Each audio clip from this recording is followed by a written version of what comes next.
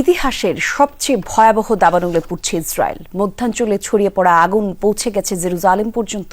জারি করা হয়েছে জরুরি অবস্থা। লোকালয়ে ছড়িয়ে পড়ার শঙ্কায় অন্তত 10টি এলাকা থেকে সরিয়ে নেওয়া হয়েছে বাসিন্দাদের। বন্ধ হয়ে গেছে জেরুজালেম তেল আবিবের প্রধান সড়ক।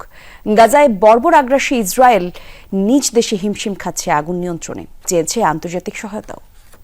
বাছাইকৃত লাল সরিষার দানা থেকে তৈরি হয় প্রাণ সরিষার তেল, আসল ঝাঁঝে আসল স্বাদে।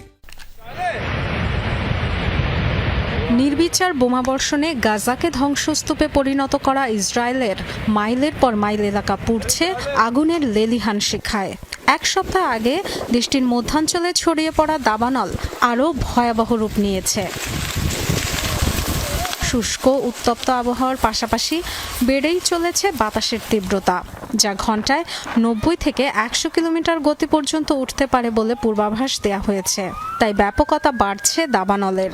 প্রবল দাপটে ছড়িয়ে পড়ছে বিস্তীর্ণ এলাকায়। 2891 একর পাহাড়ি এলাকা ছাড়খাড় করে এগিয়ে চলেছে জেরুজালেমের দিকে। বন্ধ হয়ে গেছে তেল আবিব জেরুজালেম প্রধান সড়ক।